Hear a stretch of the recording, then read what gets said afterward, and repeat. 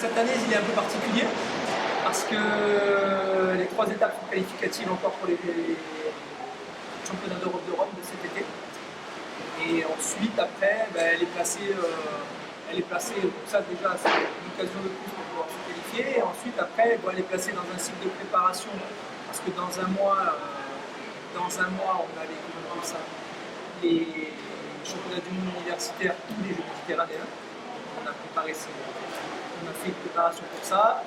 Le Marinostrom nous permet, les 3 étapes vont nous permettre un peu de voir où on en est. Puis voilà, puis après ça permet aussi, que ce soit en tant que coach ou en tant qu'athlète, je pense, de continuer à s'enrichir parce que les 3 étapes permettent de voir la meilleure scène mondiale, on va dire, du moment.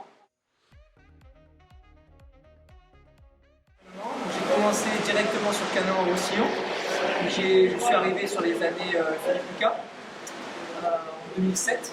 Donc Philippe a forcément été vraiment influencé au départ ma façon d'entraîner et m'a inspiré.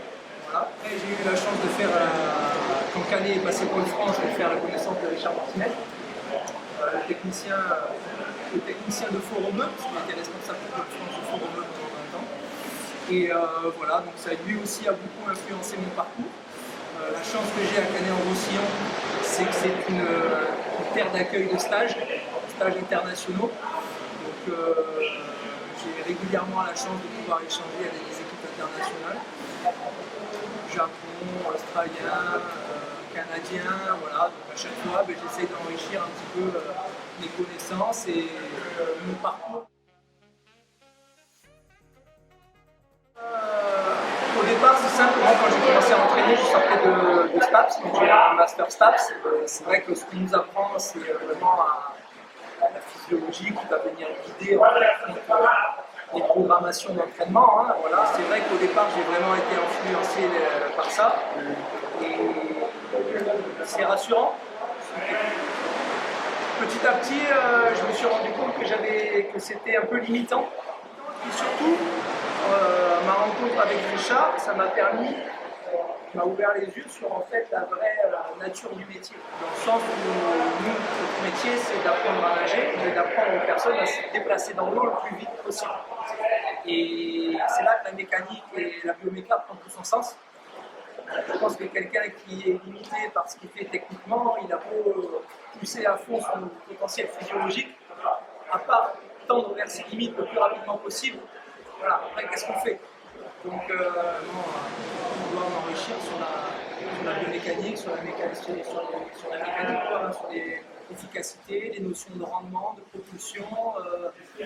Voilà, et ça, il faut du temps. Voilà. Ça, il faut du temps, il faut tester des choses. Donc, après, je ne pense pas qu'il faille dissocier les deux. Je pense qu'il faut avoir des notions dans les deux et qu'il faut chercher justement comme manière de fonctionner. Je pense qu'en fait, ma façon de vraiment aujourd'hui, qui détermine ma façon d'entraîner, c'est-à-dire que la physio vient se mettre au service de la mécanique. Je parle de ce que je veux voir en cours. À partir de là, après, je mets en place ma physio. C'est-à-dire, voilà, maintenant j'ai ma notion d'endurance, ma notion de, voilà, je pousse la mécanique juste mon endurance de forme. C'est ça.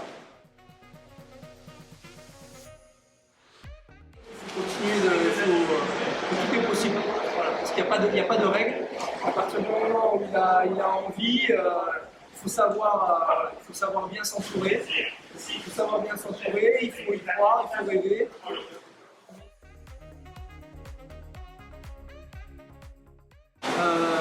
Plaisir. Autonomie. Dire le rêve.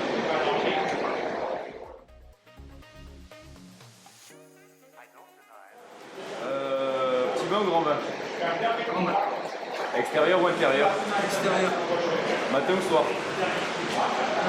Soir. Déjouer ses peurs ou n'avoir peur de rien?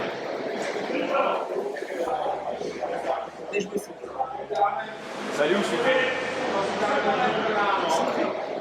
Rêve ou réalité? Réalité.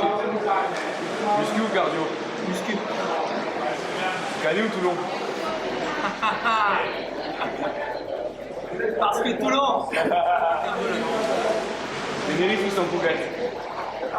Tenerife. Nike ou Adidas? Nike. Tatouage ou piercing? Tatouage. Harley ou Café Racer? Harley.